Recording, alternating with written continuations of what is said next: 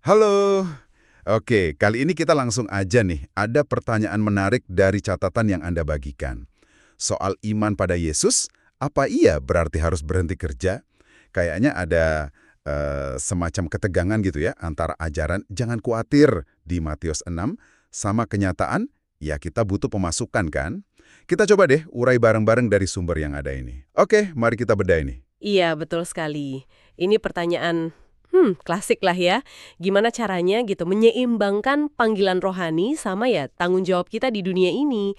Catatan Anda ini punya beberapa sudut pandang yang oke banget buat dibahas. Sip.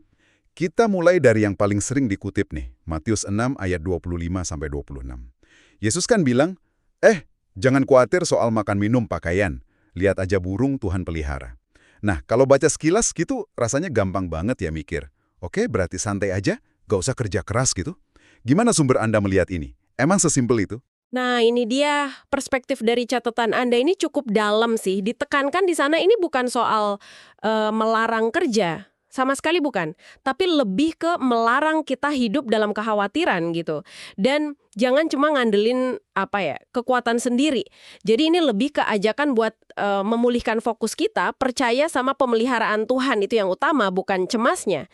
Jadi bukan kerjanya yang salah atau dihapus, tapi alasan kita kerjanya itu loh. Motivasinya diatur ulang. Bukan karena takut kurang, tapi ini bagian dari tanggung jawab, bahkan ya ibadah kita. Oh, oke oke. Jadi fokusnya di motivasi ya, bukan aktivitasnya. Menarik. Tapi, nah ini dia. Di sisi lain, catatan Anda kan juga jelas banget nyebut ayat-ayat yang justru menghargai kerja keras.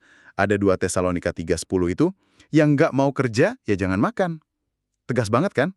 Terus Kolose 3:23, apapun yang kamu perbuat, lakukan kayak buat Tuhan. Ini kan jelas pro kerja. Nah, terus gimana dong menyikapinya? Dengan contoh para murid pertama, kayak Petrus, Yakobus, Yohanes, yang jelas-jelas ninggalin jala mereka. Itu kan kayak, ya meninggalkan pekerjaan. Nah, ini dia poin penting juga dari materi Anda, dijelaskan di situ kalau kasus murid-murid itu panggilan yang sangat spesifik. Iya, spesifik untuk peran dan waktu tertentu dalam pelayanan Yesus di bumi waktu itu. Itu bukan formula umum buat semua pengikutnya di sepanjang zaman.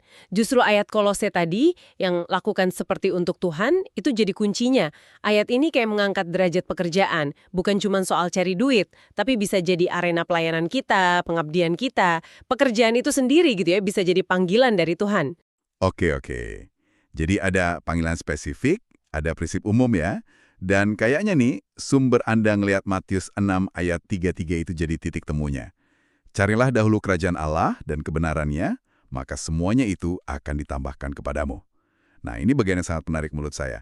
Apalagi didukung contoh-contoh kayak Paulus, yang tetap aja bikin tenda sambil melayani, atau Lydia, si pedagang kain ungu itu. Bahkan murid-murid aja balik lagi nangkap ikan kan, setelah Yesus bangkit.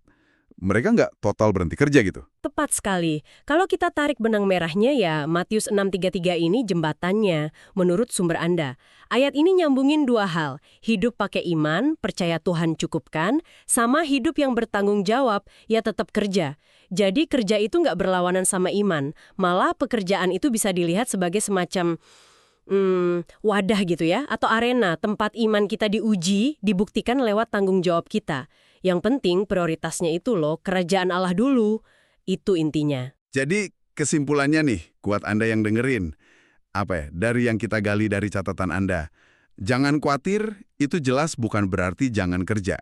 Ngikut Yesus juga nggak otomatis artinya ninggalin kerjaan. Kecuali ya ada panggilan Tuhan yang spesifik banget buat Anda.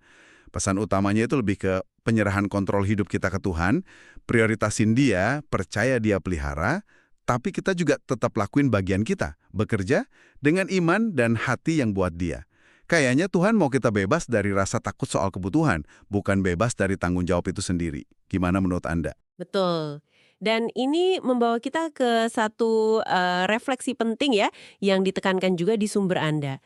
Konsep pekerjaan sebagai wadah pembuktian iman tadi. Coba deh Anda renungkan sejenak. Gimana kalau Anda mulai ngelihat rutinitas kerja Anda sehari-hari, apapun itu ya, besar, kecil, bukan cuma tugas gitu aja, tapi sebagai kesempatan, sebagai wadah itu tadi, tempat Anda secara aktif menghidupi iman dan tanggung jawab Anda sama Tuhan. Kira-kira nih, perubahan cara pandang kayak gitu bisa bawa dampak apa ya buat cara Anda ngejalanin hari ini? Itu pertanyaan bagus untuk direnungkan.